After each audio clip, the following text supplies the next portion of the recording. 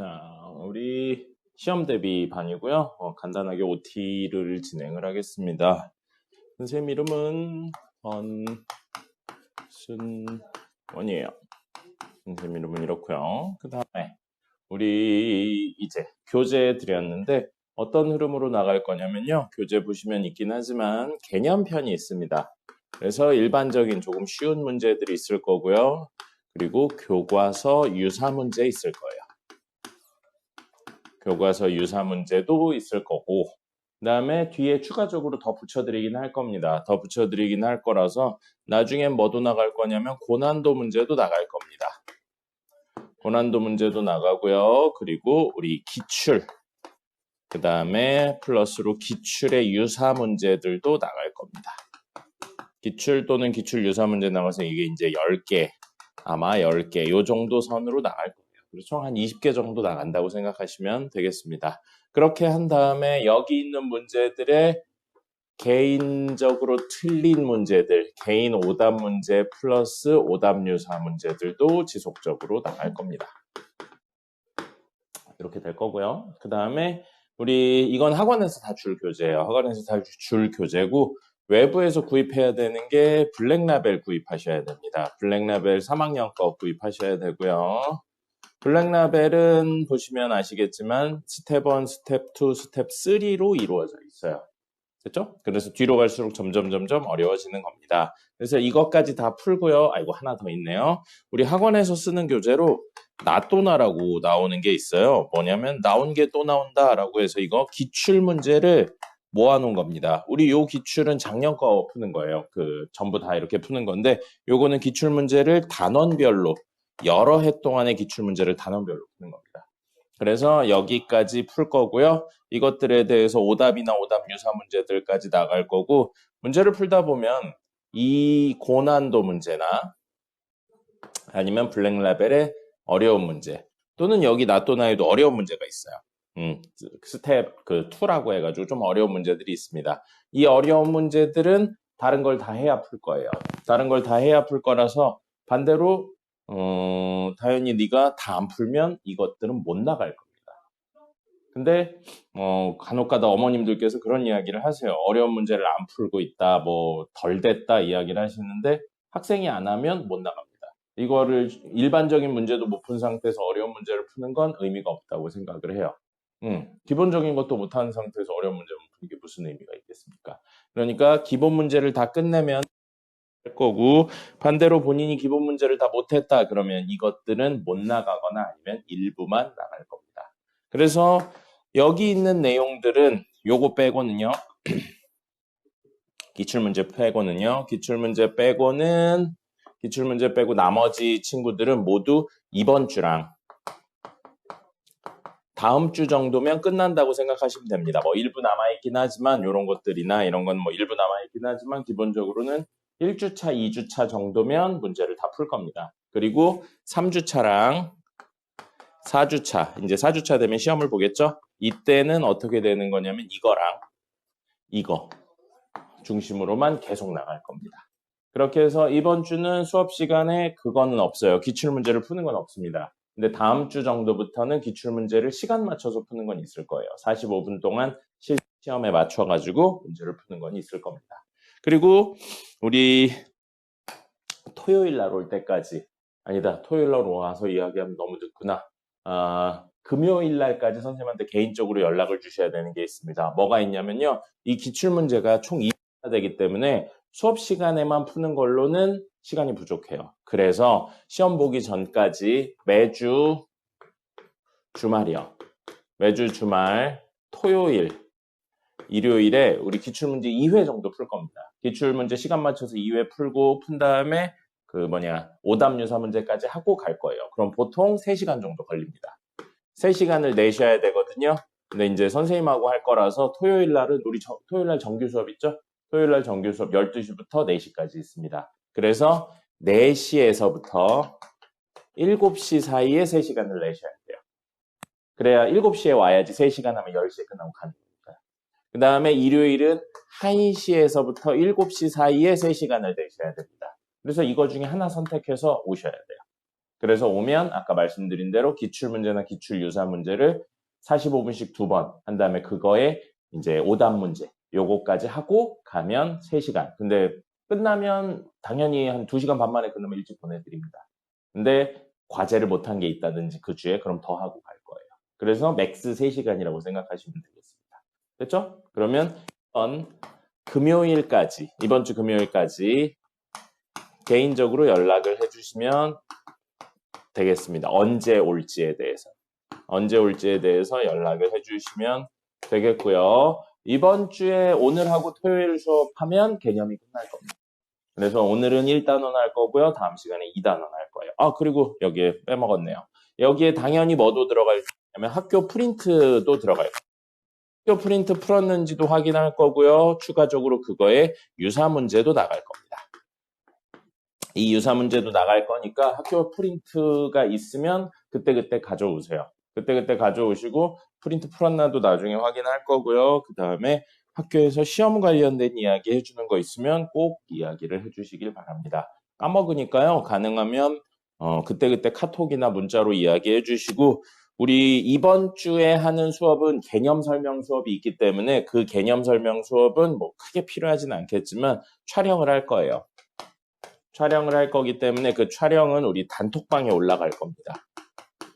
그래서 단톡방 아직 안 만들었는데 단톡방 만들면 거기 올라가면 혹시 수업 시간에 못 쓴 내용이나 제대로 이해 안 된 거 있으면 거기 한번 확인해 보시면 되고요. 그 다음에 이따 전화번호 알려드리면 문제 풀다가 모르는 거 있으면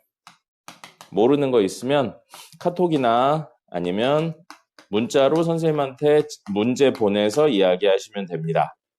그러면 선생님이 보통은 한 2시간 내에 확인해서 답장 드리는데 경우에 따라서는 조금 걸릴 때도 있어요. 그래서 아무리 늦어도 24시간 이내에는 보통 답장하니까요. 선생님 답변 안 했다고 물어볼 거 더 있는데 안 물어보지 말고 물어볼 거 여러 개 있으면 다 물어봐 놓으세요. 그럼 선생님이 확인한 다음에 어떻게 하면 된다라고 이야기를 드릴 겁니다. 됐죠? 우리 시험 대비는 이렇게 흘러갈 겁니다. 그래서 총 4주 동안 시험 4주 동안 할 거고요. 시험 전날에 직전 보강도 있을 겁니다. 그래서 시험 전날에 직전 보강이 있을 거고 선생님은 직전 보강 길게 안 합니다. 3시간 정도가 최대치예요. 보통은 1시간 반에서 2시간 사이면 다 갑니다. 그럼 직전 보강 오면 뭐 하냐면요.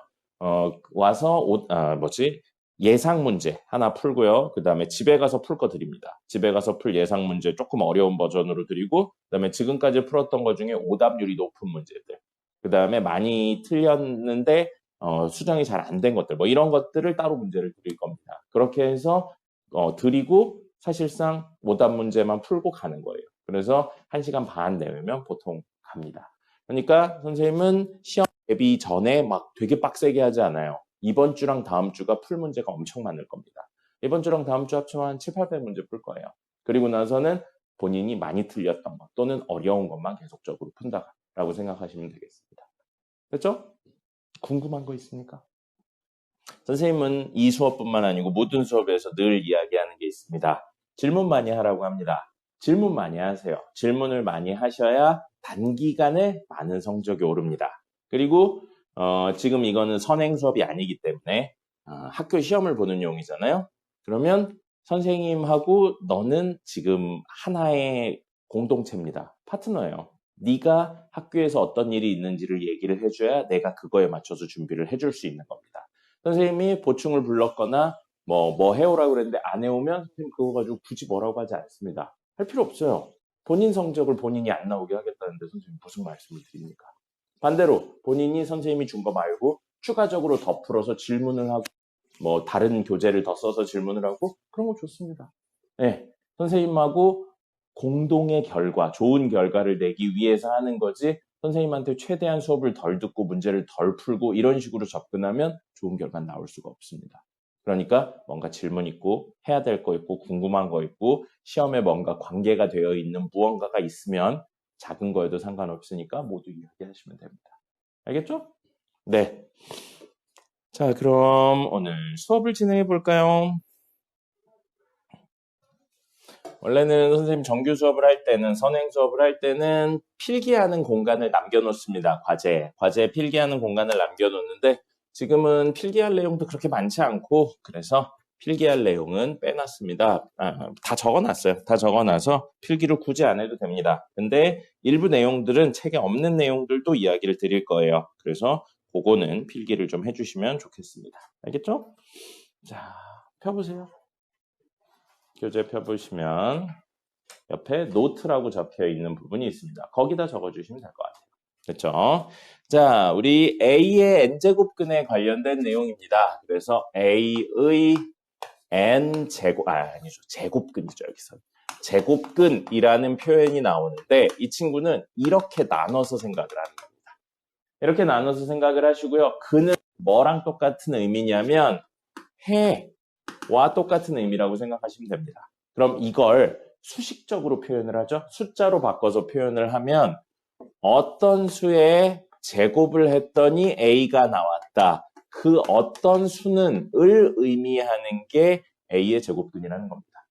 그럼 앞에 생략된 말을 사실 붙이면 여기에 주어는 없죠. 주어는 없어요. 그래서 앞에 생략된 말 사실 요 관계로 놓고 보면 X는 A의 제곱근이라는 말을 식으로 바꾸면 저 의미가 된다는 겁니다.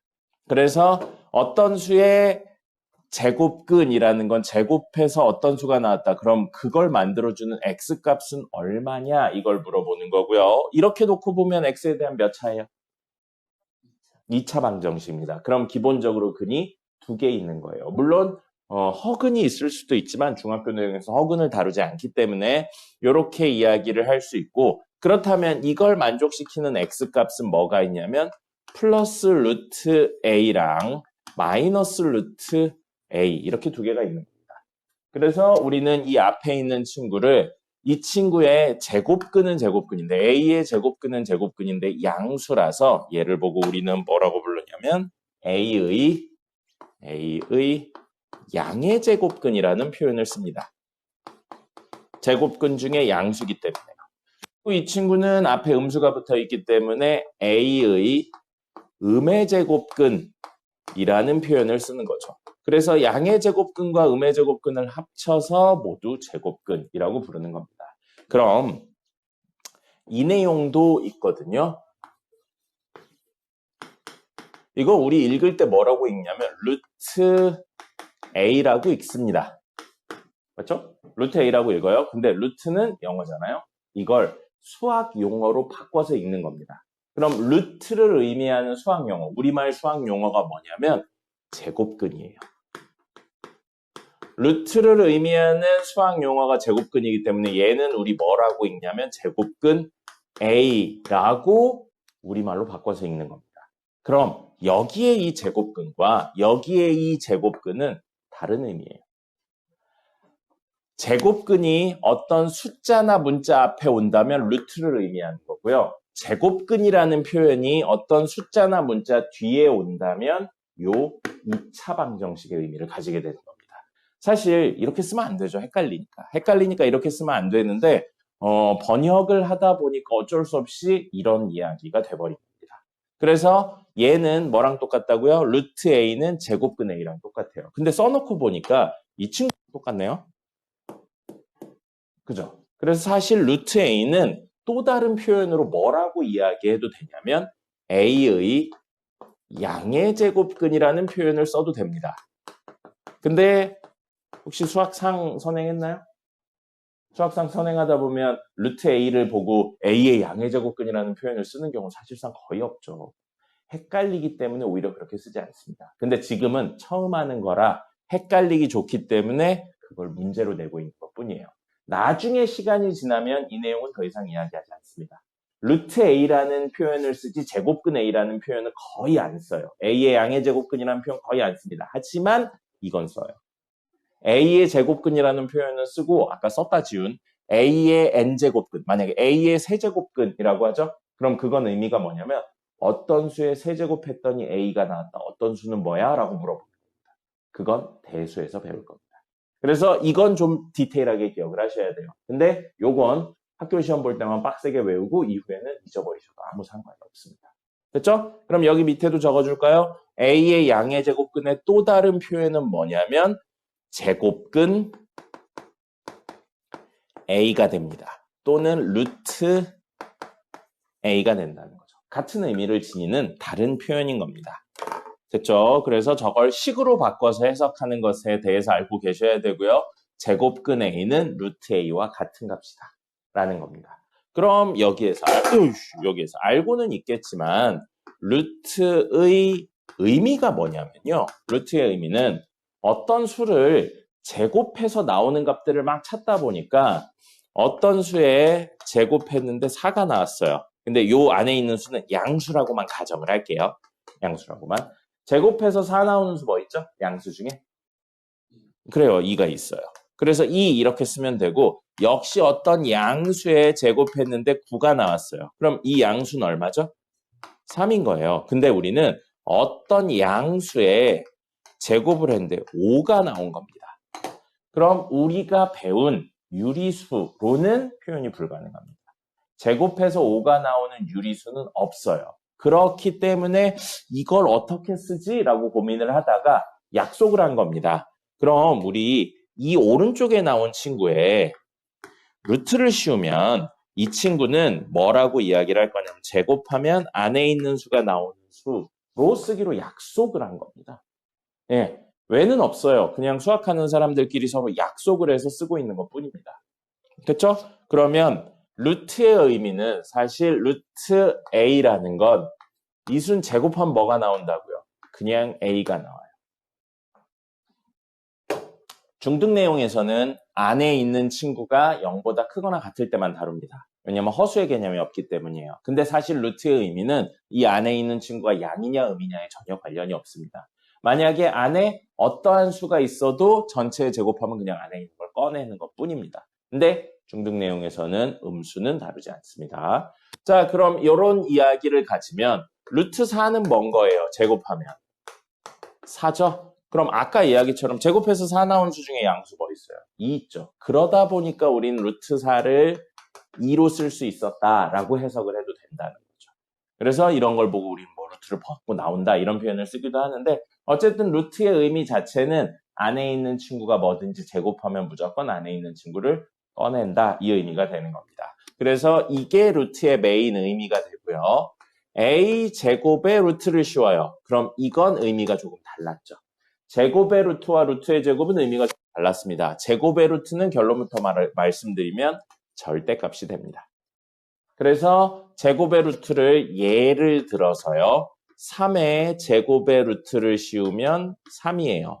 근데 마이너스 3의 제곱의 루트를 씌우면 마이너스 3의 제곱부터 해야 되니까 9입니다. 9의 루트 씌우니까 얼마? 3인 거죠. 그럼 제곱의 루트는 안에 있는 게 양수면 그대로 나왔는데 안에 있는 게 음수면 그 친구의 마이너스를 달고 또는 보호를 띄고 나왔으니까 마치 뭐처럼 보이냐면 안에 있는 친구의 절대값 씌운 것처럼 보인다는 거죠. 그래서 제곱의 루트는 절대값을 씌워서 이야기를 하는 겁니다. 이건 꼭 기억을 하셔야 됩니다. 그 다음에 수의 체계를 이야기해보죠. 수의 체계에 대한 이야기를 할 거고요. 수 체계는 가장 기본적인 친구는 자연수입니다. 자연수예요. 1, 2, 3, 4 이런 거죠. 자, 처음 왔으니까 물어볼까요? 기본적인 의문을 가지고 이야기를 해봅시다. 수는 발명인가요? 발견인가요? 없던 걸 만들어낸 건가요? 있던 거를 찾아낸 건가요? 발견인가요? 그러면 땅을 파다 보면 1이라는 게 나와서 이건 1이네 라고 했나요? 아니면 사람들끼리 없던 1이란 개념을 만들어서 이야기를 한 건가요? 만든 거면 발명이에요? 발견이에요? 발명입니다. 수는 발명한 거예요. 사람들 사이의 약속이고 발명이에요. 그럼 발명을 했다는 건 필요가 있기 때문인 겁니다. 필요가 있으니까 만드는 거죠. 그럼 숫자는 어디에 필요했을까요? 옛날 사람들을 생각해 본다. 그러니까 개수를 세야 되는 일이 뭐가 있었을까요? 음식? 뭐 선생님도 그냥 선생님 생각이긴 해요. 선생님 생각에는 구석기 시대에 수렵 채집을 하면서부터 수가 필요하지 않았을까 생각이 듭니다. 왜냐하면 어느 정도 사람들이 사냥을 나갈 때 1, 2, 3, 4라는 개념은 없지만 5명이 나가서 5명이 들어와야 될 거 아니야. 5명이 나갔는데 6명이 들어오면 문제가 생기죠. 그죠? 그래서 5명이 나갔다는 걸 어떻게 표현하면 좋을까? 원시 사람들이 고민을 할 거예요. 그럼 우리 5명 나갔다 4명이 들어오거나 6명이 들어오면 안 되니까 5명이 나가는데 5명 나갔다는 걸 표시하기 위해서 특정 공간에 사람이 나갈 때마다 여기다 돌을 놓으면 될 것 같아요. 그죠? 그러면 돌이 5개 있겠죠? 물론 그 사람들은 5개라는 개념은 없지만, 그리고 반대로 들어올 때 하나씩 들고 들어와. 그럼 사람이 남으면 누군가가 더 들어왔다는 뜻이고, 돌이 남으면 누군가가 돌아오지 못했다는 뜻이 되는 거겠죠. 그죠? 그런 식으로 원시 인류들은 1대1 대응이라는 개념으로 수의 개념을 썼을 겁니다. 그러다가 이게 점점 커져. 우리 구석기 시대에서 신석기 시대로 넘어오고 부족 사회가 되면서 막 사람 수가 점점 늘어납니다. 그러면 이렇게 사냥 같은 거 한번 나갈 때 막 100명, 200명씩 나가야 되는 순간도 있을 거예요. 그럼 돌 놓고 돌 짚는데 하루 종일 쓰겠죠. 그래서 조금 더 빨리 쓰기 위해서 이걸 쓰기 시작했죠. 근데 이것도 단위수가 너무 커지면 이제 사람 수의 문제가 아니고 예를 들어서 무역을 하기 시작합니다. 내가 이 지방에서 쌀을 200가마 혹은 300가마를 빌린 다음에 여기에 갚아요. 뭐 이런 식의 이야기를 하다 보면 이걸 쓰다 보면 종이가 부족하고 하루 종일 표시하겠죠. 그러니까 그때 발명된 게 뭐예요? 숫자가 됩니다.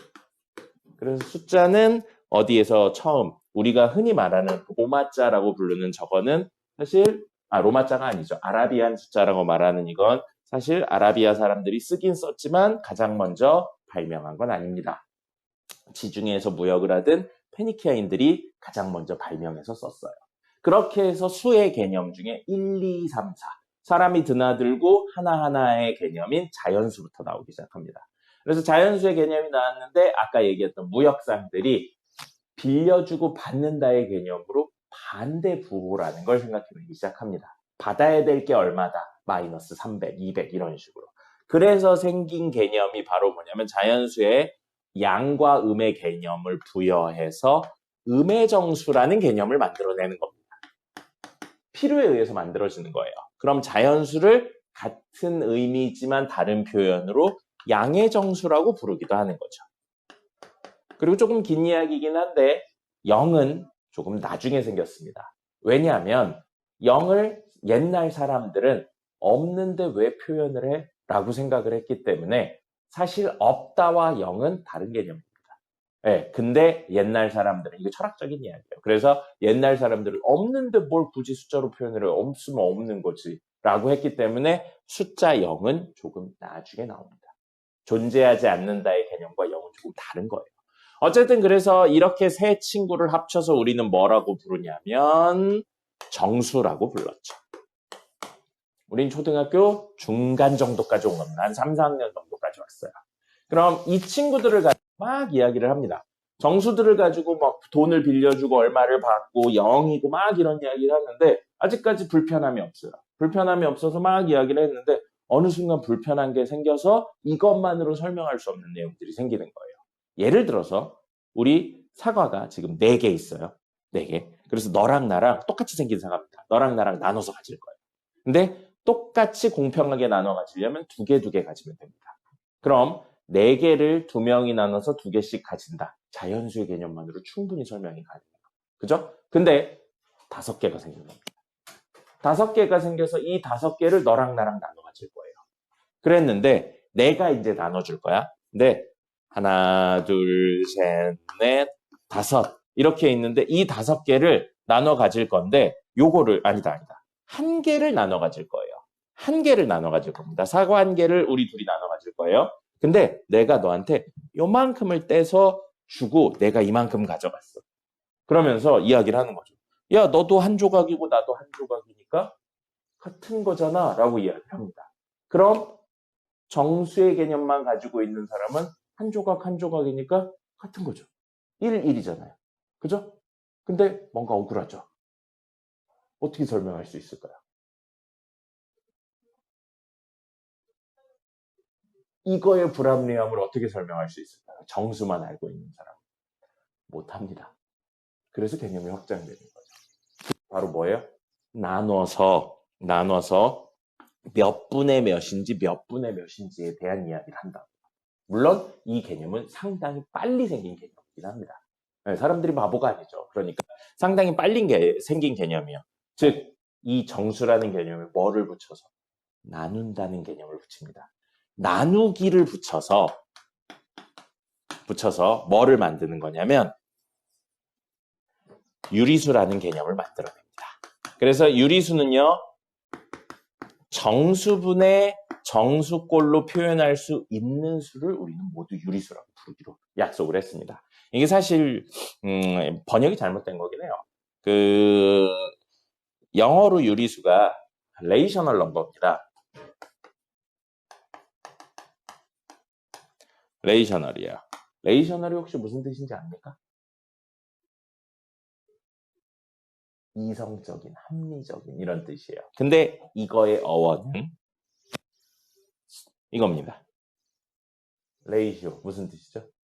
네, 맞아요. 비나 비율인데 뒤에 NAL을 붙이면 이성적인, 합리적인이라는 의미로 번역이 되는 게 일반적입니다. 그렇기 때문에 우리는 뭐냐면 우리나라 교육의 대부분은 일제강점기에서 넘어온 게 대부분입니다. 수학교육은.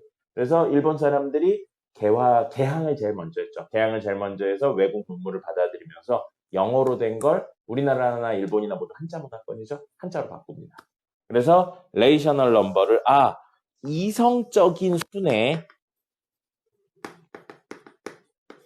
이성적인 수네라고 생각을 해서 이성이 있는 수라는 의미로 번역을 했습니다. 그래서 유리수가 된 거예요. 근데 사실은 이성적이라는 의미보다는 어원인 레이시오에서 온 거기 때문에 비율이 있는 수라고 해석하는 게 조금 더 맞습니다. 그래서 너 몇 년생이죠? 11년생. 90년대, 80년대 후반, 90년대 초반에 국어순화 사업으로, 그 전까지는 일본어를 너무 많이 써서 국어순화 사업으로 유리수를 유비수로 바꾸려는 움직임이 있었습니다. 근데 별로잖아 라고 해서 그대로 유리수로 쓰기로 약속이 됐습니다. 그래서 유리수는 말 자체가 여기서 온 거고 비율로 쓸 수 있는 수라는 의미인 겁니다. 그래서 이 유리수들 중에 일부가 지금 이 이야기인 정수가 된 거고요. 그럼 우리 여기는 뭐라고 불렀냐면 정수가 아닌 유리수라고 부르게 됐었습니다. 그래서 정수가 아닌 유리수로 뭐 있었냐면 그 약분해서 정수가 안 되는 3분의 1 또는 0.7 이런 친구들이 있었죠. 그런 친구들이 있었고요. 그럼 유리수가 있으면, 즉 정수분의 정수꼴로 표현할 수 있는 수가 있으면 그렇지 않은 수도 있겠죠. 그렇지 않은 수는 정수분의 정수꼴로 표현할 수 없다라고 해서 있을 유자가 아니고 없을 무자를 써서 뭐라고 쓰냐면 무리수라고 씁니다. 근데 우리는 여기부터가 중3 내용이에요. 저기까지는 중2 내용입니다. 유리수가 있고요. 무리수가 있는 거예요. 그럼 유리수는 정수분의 정수꼴로 표현할 수 있는 수, 무리수는 정수분의 정수꼴로 표현할 수 없는 수예요. 두 개를 동시에 만족시키는 건 없습니다. 정수분의 정수꼴로 표현할 수 있으면서 정수분의 정수꼴로 표현할 수 없는 건 없어요. 그죠? 그래서 이 두 개를 합쳐서 우리 뭐라고 부르냐면 실수라고 부릅니다. 그럼 실수는 왜 실이라는 표현을 쓰는 거냐면 실제 존재한다의 의미로 실을 쓰는 겁니다. 실존한다의 의미로 실을 써요. 그럼 어디에 실제 존재하냐면 축 위에 존재합니다. 축이 아니고 그래프상에서 존재하는 거예요. 우리 1 같은 거, 여기 1, 여기 2 이렇게 돼 있으면 실제 길이로 1이 존재하잖아요. 그래서 유리수에 있는 친구들은 모두 실제 길이로 표현할 수 있습니다. 그럼 무리수에 대표적인 친구로 루트 2 같은 거 있죠? 루트 2. 루트 2 같은 친구는 우리 피타고라스 정리를 활용해서 또는 점과 점 사이 거리 공식을 활용해서 1,1과 0,0을 연결하면 요 길이가 얼마라는 사실을 알아요. 루트 2라는 사실을 알죠. 그럼 그걸 여기를 기준으로 잡고 원형 형태로 그대로 내립니다. 그럼 우리 여기서부터 여기까지의 길이가 루트 2라고요. 그럼 루트 2도 실제 존재하는 길이임을 표현할 수 있다라는 겁니다. 됐습니까? 그래서 실수는 좌표평면상에 실제로 표현할 수 있는 수를 모두 실수라고 부릅니다. 그럼 중학교 3학년 내용은 아니지만 공수원 했다고 그러니까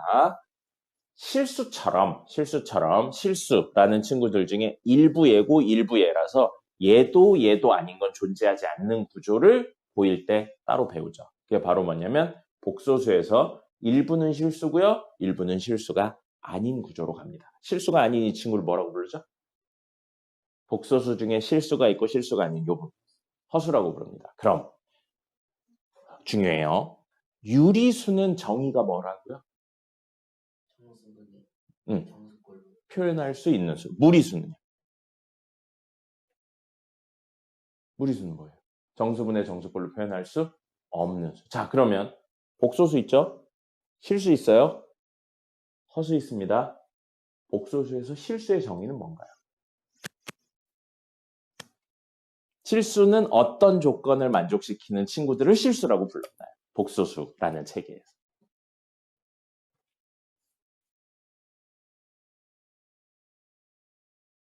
그럼 허수는 어떤 조건을 만족시키는 친구를 허수라고 불렀나요?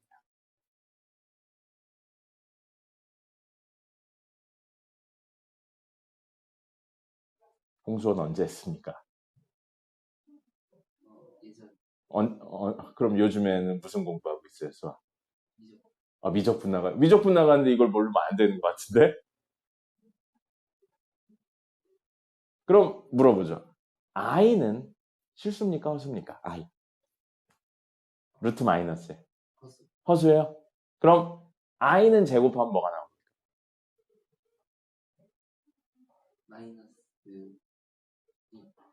그럼 실수 중에 제곱해서 음수가 나오는 친구 있나요? 그럼 실수는 어떤 조건을 만족시키면 실수라고 부를 수 있겠습니까? 양수가 나오는 수. 0은요?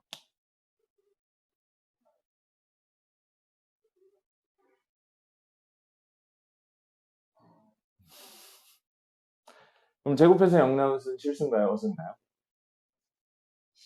실수예요? 그럼 방금 전에 제곱해서 양수가 나온 수가 실수라고 했으면 그 말은 틀린 거예요. 그럼 제곱해서 뭐가 나와야 실수라고 부를까요? 의미 아닌 정수? 의미 아닌 정수, 정수일 필요는 없죠. 0보다 크거나 같은 수가 나오면 됩니다. 그럼 허수는 뭘 보고 허수라고 하나요? 제곱해서 0보다 작은 0보다 작은 음수가 나오는 경우. 그럼 i는 제곱하면 뭐 된다고요?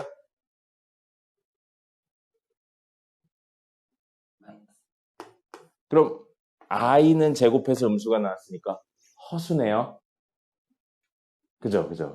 그러면 루트 i는 오늘 배웠네요. 루트는 제곱하면 어떻게 된다고 그랬죠? 안에 있는 게 양이냐 음이냐 상관없이 무조건 뭐가 나온다고 그랬죠? 안에 있는 게 나온다고 그랬죠. 그러면 루트 i는 제곱하면 i가 나와요. 그럼 이 수는 양수인가요? 음수인가요? 0인가요?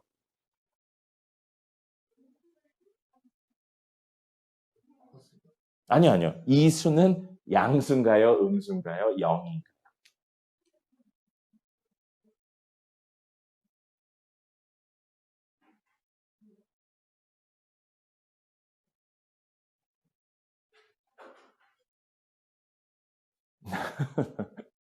그럼 좀 다르게 물어볼까요? 이 친구는 루트 i는 실수인가요? 허수인가요? 그건 실수 허수도 아닌 수인가요?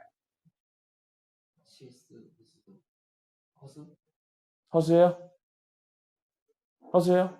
결론부터 말씀드리면 허수 맞습니다. 그럼 i는 이걸 제곱한 i는 음수인가요? 음수가 아닌가요? 음수예요? 그럼 음수를 제곱했는데 음수가 나왔네요? 우리 음수는 제곱하면 무조건 뭐가 돼요? 그럼 이거 틀렸네요? 고등학교 공부는 문제를 푸는 게 아니에요. 물론 중요해요. 근데 이런 그 생각을 같이 해보셔야 됩니다. 결론부터 말씀드리면 허수는 제곱해서 0보다 크거나 같은 게 아닌 게 나오는 경우에 허수라고 합니다. 이거 0보다 크거나 같은 수인가요? 아니죠. 그래서 얘도 허수가 되는 거예요. 그럼 i는 양수인가요? 음수인가요? 0인가요? 알 수 없나요? 알 수 없어. 우리 양수, 음수는 실수에서만 판단하는 기준입니다. 실수가 아닌 경우엔 양음의 개념이 존재하지 않습니다. 그렇기 때문에 I랑 EI 중에 큰 걸 찾으세요. 이런 문제는 없었어요. 맞죠? 그런 겁니다. 그럼 미적분 원은 뭘로 공부를 하고 있니? 학원 다니니? 네. 무슨 학원 다니니? 다원. 그럼 공수원도 다원에서 했었니? 다른 데서. 다른 데서. 그럼 요즘 이따가 물어보죠. 뭐 말 나온 김에 이따가 하면 되고. 자, 어쨌든 이렇게 됩니다. 이렇게 돼요. 그래서 우리 유리수, 무리수는 실수의 일부고요. 실수 중에 유리수도 무리수도 아닌 수는 없습니다. 동시에 유리수와 무리수를 동시에 만족시키는 수도 없어요. 그래서 이런 경우를 서로 배타적이다 또는 수학 용어로는 서로 소라는 표현을 씁니다. 됐죠? 자, 그래서 실수는 모두 길이를 좌표 평면상에 표현할 수 있는 친구들을 실수라고 부르게 되는 겁니다. 됐고요. 그 다음에 소수에 대한 이야기 좀 할게요. 물론 이것도 중학교 2학년 내용이긴 해요. 근데 요거를 소수를 좀 구분을 할 겁니다. 마치 사람들을 남녀로 나누는 방법이 있고 인종별로 나누는 방법이 있는 것처럼 어떤 수도 우리 지금 이렇게 수의 체계를 이렇게 나누는 방법도 있고 소수를 끝이 있냐와 끝이 없냐로 나누는 방법이 있습니다. 근데 끝이 없는 친구는 다시 두 개로 나눠져요. 다시 두 개로 나눠져서 이거 중2 때 했던 내용이죠. 같은 값이 반복되는 순환소수가 있고요. 반복되는 값이 없는데 무한까지 계속 이렇게 값이 나오는 순환하지 않는 무한소수가 있습니다. 이거 비순환소수라고 이야기하면 안 돼요. 왜냐하면 비순환소수면 순환소수가 아니다 의미니까 얘도 되고 얘도 돼서 안 되는 겁니다. 그럼 이 친구들 중에 이 두 친구는 분수로 표현이 가능합니다. 유한소수, 10분의 얼마, 100분의 얼마 이렇게 분수로 표현이 가능하죠. 그리고 순환소수, 작년에 했죠? 999 막 채워가지고 하는 거 있었잖아요. 그것 때문에 모두 분수로 가능해요. 그럼 분수로 표현이 가능하면 분수로 표현이 가능한 수는 유리수인가요? 무리수인가요? 그래서 이 두 친구는 유리수입니다. 그러니까 분류가 다른 거예요. 그 다음에 이 친구는 분수로 표현이 불가능합니다. 그래서 무리수가 되는 거예요. 소수를 끝이 있냐 없냐로 나눌 수도 있지만 그걸 유리수, 무리수의 개념으로도 나눌 수가 있습니다. 됐죠? 그리고 제곱근 표 이야기 있는데 제곱근 표 이야기는 문제를 보면서 이야기를 드리는 게 좋겠습니다. 그 다음에 마지막 내용으로 뭐에 대한 이야기를 할 거냐면요. 요거 이야기를 좀 하려고 합니다. 자, 고일 내용으로는 이건 필수적으로 암기하고 있어야 돼요. 루트 a분의 루트 b가 마이너스 루트 a분의 b가 되는 순간이 있습니다. 즉 루트를 통합했는데 앞에 음수가 붙는 경우 있어요. 이거 특수한 케이스입니다. 그래서 기억을 하셔야 되고 분모가 0보다 작고 분자는 0보다 크거나 같은 순간에만 이런 일이 일어나요. 그 외에는 모두 요 마이너스가 붙지 않습니다.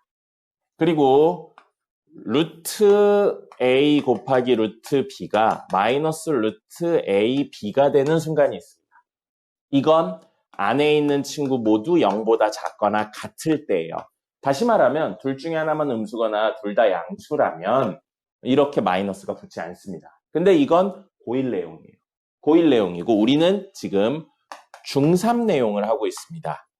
중3 내용에서는요. 루트 안에 음수가 들어가지 않습니다. 루트 안에 음수가 들어가는 순간 허수에 대한 이야기가 돼요. 그럼 우리는 허수를 다루지는 않기 때문에 중3 내용에선 여기 있는 친구들이 모두 이런 조건을 만족시킬 수가 없습니다. 그렇기 때문에 너무 일반적이게도 루트 a 곱하기 루트 b는 루트 ab가 되는 거고요. 루트 a분의 루트 b는 루트 a분의 b가 되는 겁니다. 앞에 음수가 붙지 않는다. 됐죠? 그래서 이건 고1 내용이지만 꼭 기억을 하셔야 됩니다. 나중에 이거에 관련해서 여러 가지 이야기들이 나오기 때문에 꼭 이야기를 하셔야 되고요. 여기에 이제 붙어있는 내용으로 절대값 A에 대한 내용을 이야기해보죠. 절대값 A는 이거 어떻게 푸나요? 기본적으로는? A가 응. 0 이상이 맞아요. 절대값 안에 있는 식이나 값이 0보다 크거나 같을 때랑 0보다 작을 때로 나눕니다. 절대값은 기본적으로는 절대값을 낀 상태에서는 문제를 풀 수가 없어요. 그러니까 절대값을 벗겨야 되는데 벗기는 방법 중에 정석적인 방법이 이렇게. 혹시 이거 바깥에 상수가 있으면 뿔말을 붙여서 하거나 혹은 바깥에 루트가 있으면 제곱을 쓰는 경우도 있습니다. 근데 그건 한정적인 경우고요. 가장 기본적인, 중3에 나오는 가장 기본적인 경우는 절대값 안에 식이나 값이 양일 때 음일 때고요. 양수라면 그대로 나오고요. 음수라면 마이너스를 달고 나오는 구조로 됩니다. 그래서 요걸 이용해서 문제들을 푸는 겁니다. 됐죠? 자, 그래서 오늘 이론 설명은 여기까지고요. 10분 쉬었다가 마저 진행을 할 거고 우리 수업에 오면 저기 뒤에 있죠. 정규 수업 시작하면 저 박스 있죠? 가방에다가 핸드폰을 제출하셔야 됩니다. 그리고 핸드폰은 쉬는 시간에 쓸 수 없고요. 집에 갈 때 돌려드립니다. 그러니까 뭐 연락할 거나 그런 거 있으면 선생님한테 얘기하면 그때그때 드리니까요. 제출을 하시면 됩니다. 알겠죠? 제출하시고요. 지금 5시 50분이니까요. 6시까지 쉬었다가 2교시에 문제 몇 개 풀어드리고 남은 시간에는 문제를 푸는 시간을 가지겠습니다. 됐죠? 보겠습니다. 그래서 개념편의 문제 몇 개를 볼 거고요. 여기 보겠습니다. 4번 볼게요. 4번 보시면 루트 81이에요. 루트 81이고 이건 같은 표현으로 제곱근 81과 똑같은 표현입니다. 그죠? 제곱근 81과 똑같고요. 얘는 뭐가 되냐면 그냥 9만 되는 거죠. 뿔마 안 붙어요. 이렇게 이야기를 하려면 뿔마 9가 나오려면 81의 제곱근이라고 해야 어떤 수의 제곱을 했을 때 81이 나왔다. 어떤 수는 무엇이냐 해서 x에 대한 2차니까 뿔마 2개가 나오는 겁니다. 알겠죠? 제곱근 81과 81의 제곱근은 다른 겁니다. 그리고 이 제곱근 81을 기호로 쓰면 루트 81과 똑같은 거고요. 됐죠? 그 다음에 여기 나와 있네요. 제곱근 0.49예요. 숫자 앞에 제곱 표현되어 있죠? 그럼 이게 뭐라고요? 루트 0.49와 똑같은 거라고요. 루트 0.49는 얼마예요? 그냥 0.7인 거죠. 근데 문제에서는 풀말을 붙였으니까 틀린 겁니다. 그럼 이 친구 6.4의 제곱근이 여기 붙었죠? 그러면 어떤 수에 제곱했더니 6.4가 나왔다. 어떤 수는 무엇이냐? 라고 물어보는 겁니다. 몇 개 나와야 돼요? 2개 나와야 되죠. 그래서 뿔마 0.8이겠죠. 됐죠? 그래서 이건 틀렸고요. 0의 제곱근은 1개다. 자, 땡땡땡의 제곱근이니까 역시 마찬가지로 어떤 수에 제곱했더니 0이 나왔다. 어떤 수는? 이라고 물어보는 거예요. 어떤 수는 뭐 나와요? 0밖에. 뿔마 루트 0인데 플러스 0도 마이너스 0도 사실은 0이니까 0 1개밖에 없는 겁니다. 그래서 5번이 맞는 거고요. 2번 안 했네요. 음수의 제곱근은 2개다. 땡땡땡의 제곱근이에요. 그럼 깜짝아. 옆에 강의실 가십니다. 옆에 19 강의실 가세요.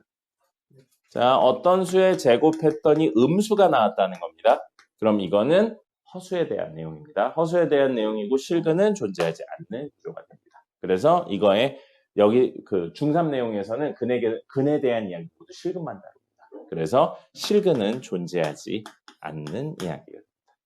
그죠? 자, 그 다음에 나머지는 뭐 충분히 할 수 있을 것 같고요. 쭉 넘어가서 대소비교에 관련된 거를 좀 하나 해보려고 합니다. 대소비교에 관련된 거 이야기를 대소비교가 아니고 요거 26번 대소비교가 아니고 절대값이죠. 절대값. 26번 보시면 이렇게 나와 있는데 이게 문제의 포인트죠. 아까 이야기 드린 제곱의 루트에 관련된 친구입니다. 제곱의 루트에 관련된 친구고 제곱의 루트에 관련된 친구는 사실 뭐예요? 절대값입니다. 더하기 절대값 x-2와 똑같은 거예요. 됐죠? 그럼 우리 이 안에 있는 친구가 양이냐 음이냐에 대한 판단을 하셔야 됩니다. 절대값을 벗기 위해. 그래서 문제에 저게 나와 있죠. x의 범위가 마이너스 1부터 2라고 나왔어요. 그러면 마이너스 x 마이너스 1이에요. 사실. 그럼 이 친구의 음수배를 합니다. 그럼 부등호의 방향이 바뀌면서 정리되면 마이너스 2와 1 사이가 될 거고요. 그 다음에 거기에 1을 뺐으니까 하나, 둘, 셋에 1을 빼면 마이너스 x 마이너스 1은 마이너스 3과 0 사이가 되겠죠. 그럼 지금 마이너스 x 마이너스 1은 양수예요? 음수예요? 알 수 없어요. 이 범위에 들어있습니다. 마이너스 3보다 크고 0보다 작으면 양수예요? 음수예요? 알 수 없어요. 음수죠. 그럼 이 안에 있는 게 음수니까 이 친구는 절대값을 벗으면서 앞에 마이너스를 달고 나온다는 거죠. 됐죠? 그럼 x-2의 범위도 찾으셔야 돼요. 하나, 둘, 셋에 2를 빼면 되겠네요. 그래서 x-2의 범위는 마이너스 3과 0 사이가 되겠습니다. 똑같네요. 마이너스 3과 0 사이가 되고요. 그럼 이 친구도 x-2가 양수예요? 음수예요? 알 수 없어요. 음수죠. 그러니까 앞에 마이너스를 달고 나오게 되는 겁니다. 이렇게 되죠. 그럼 정리하겠습니다. 이렇게 하면 1, x 플러스 1이고요. 이렇게 정리하면 마이너스 x 플러스 2가 되니까 3이네요. 그래서 간단히 하면 3이 되는 겁니다. 절대값에 대한 내용은 절대값 안에가 양이냐 음이냐에 대한 판단이 가장 기본적입니다. 몇 가지 더 특수한 경우들이 있지만 그 특수한 경우들은 나중에 이야기를 하도록 하겠습니다. 됐고요. 그 다음에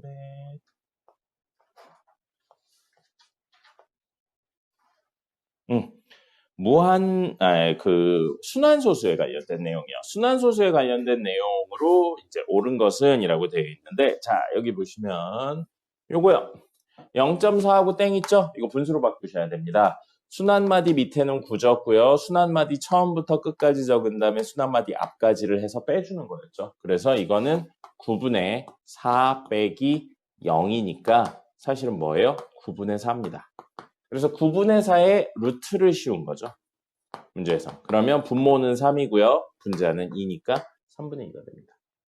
근데 문제에서 0.2라고 했으니까 틀렸죠. 그러면 순환마디에 관련된 거 하나만 더 해볼게요. 12.35416인데 여기에 두 개의 순환마디가 찍혀 있습니다. 그러면 이거는 999하고 0, 0으로 채웠죠. 그래서 99900분의 처음부터 끝까지 적습니다. 그럼 1, 2, 3, 5, 4, 1, 6에서 빼기 처음부터 순환마디 앞까지 1, 2, 3, 5를 빼주는 거죠. 이렇게 해서 정리를 하는 겁니다. 이건 기억하셔야 돼요. 이번 문제 직접적으로 나오진 않지만 저게 간접적으로 나옵니다. 자, 그 다음에 무한소수는 무리수다라고 이야기했는데 맞아요? 틀려요? 네, 틀립니다. 아까 소수는 크게 두 종류로 유한소수와 무한소수로 나뉜데 무한소수가 다시 순환소수와 순환하지 않는 무한소수 이렇게 두 개로 나뉜다고 했고 얘가 유리수고 얘도 유리수고 얘도 무리수였기 때문에 무한소수를 무리수다 이야기하면 이게 빠졌기 때문에 안 됩니다. 반대로 무한소수는 유리수다 하면 이게 빠졌기 때문에 안 되는 거죠. 그래서 2번도 틀렸습니다. 자, 여기 이것도 헷갈리게 많이 나오거든요. 마이너스 3의 제곱이니까 이거부터 하는 겁니다. 마이너스 3의 제곱하면 9죠? 9의 제곱근. 그럼 어떤 수에 제곱했는데 9가 나왔다. 어떤 수는? 이라고 물어보는 겁니다. 그럼 3이 아니고 뿔마 3에서 두 개가 있는 거죠. 자, 요것도요. 여기 보시면 이 위의 구조랑 똑같거든요. 땡땡땡의 제곱근이에요. 그러면 땡땡땡의 제곱근이라는 표현이 나와요. 음의 제곱근은 이따가 하고요. 땡땡땡의 제곱근인데 이거부터 정리하겠습니다. 루트만은 얼마예요? 루트만 100이에요.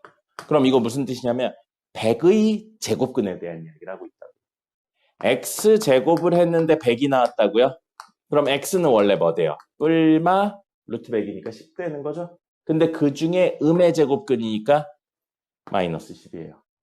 그럼 마이너스 10은 루트만의 음의 제곱근이다. 맞는 표현. 그죠? 여기가 우리가 지금 계속 보고 있던 친구니까요. 근데 그것이 마이너스 10이다. 맞는 겁니다. 그 다음에 요거부터 정리할까요? 마이너스 6의 제곱이니까 36. 36의 루트 씌웠으니까 얘는 6입니다. 그럼 마이너스 6의 제곱근을 물어보고 있는 거예요. 그죠? 그럼 어떤 수를 제곱했더니 무엇이 나왔다? 마이너스 6. 그럼 우리 실수 중엔 없습니다. 그래서 이 경우에는 제곱근이 존재하지 않습니다. 그죠? 자, 뒤에 가서 제곱근 표 보는 문제 하나만 좀 풀어보도록 하겠습니다. 자, 77번입니다. 77번. 루트 2.13의 값을 a라고 하고 루트 b는 1.552일 때 a, b의 값을 바르게 구하세요 라고 되어 있습니다. 그러면 여기 있는 수가 루트에 대한 결과물이죠. 그래서 루트 2.00이 1.414라는 겁니다. 그래서 여기 이게 이제 소수점 첫 번째 자리고 이게 소수점 두 번째 자리를 의미하는 겁니다. 그래서 그 친구들의 루트를 씌우면 어떤 결과가 나온다. 그러니까 문제에서 2.13이니까 2.1 여기 있고요. 3 여기 있죠. 그럼 이 친구가 루트 2.13에 대한 값이 되는 겁니다. 그렇죠? 표는 이렇게 해석을 하는 거고요. 이번엔 당연하지만 반대로 1.552가 나왔대요. 결과가 1.552가 나왔어요. 그럼 여기 있는 것 중에 1.52 찾으면 됩니다. 여기 있네요. 1.552. 그럼 그거는 루트 2.41이 되는 거죠. 이렇게 되는 겁니다. 됐습니까? 자, 이건 기본적인 문제고요. 그러면 똑같은 문제인데 생각해 볼게요. 루트 213을 구할 겁니다. 근데 힌트는 루트 2.13이 1.459라는 거죠. 그럼 어떻게 하면 될까요? 얘랑 얘는 무슨 관계 있을까요? 2.13하고 213. 맞아요. 루트 안에 곱하기 100이에요. 루트 2.13 곱하기 100. 요게 루트를 빠져나오기 위해서 10의 제곱 혹은 4제곱 혹은 6제곱 이렇게 짝수제곱 형태로 돼야 됩니다. 그럼 얘는 10 루트 2.13이라는 거죠. 그러면 2.13, 루트 2.13이 아까 1.459였으니까 여기에 10배에서 14.59가 됩니다. 그럼 당연하게 루트 0.0213도 똑같은 방법으로 구할 수 있겠죠. 그럼 얘를 한 자릿수 곱하기 10의 거듭제곱, 짝수제곱에 관련된 내용으로 바꿔서 요렇게로 바꾸면 되는 거잖아요. 그럼 얘는 10분의 1하고 루트 2.13이니까 1.459에 소수점을 하나 이동해서 0.1459가 되는 겁니다. 그럼 얘도 마찬가지로 이거를 보셨는데 루트 2.41이 1.55인데 우리 땡땡땡의 루트를 씌웠더니 이번에 15.52가 나온 거예요. 그럼 당연히 이걸 어떻게 생각하는 거예요? 1.552 곱하기 10으로 생각해서 1.52는 루트 2.41 곱하기 10은 루트 100이잖아요. 그렇게 해서 이야기를 한다는 거죠. 그러니까 이게 문제에 나와 있는 걸 표현하지 않아도 적절히 한 자릿수에 대한 내용으로 정리를 해서 풀 수 있게 되는 겁니다. 알겠죠? 네, 그래서 한 자릿수 곱하기 10의 거듭제곱 형태로 바꾼다. 그게 실제 시험 문제에서 나오고요. 저 정도 선으로 나오면 그냥 맞추라고 내는 문제입니다. 됐죠? 좀 적어주시고요.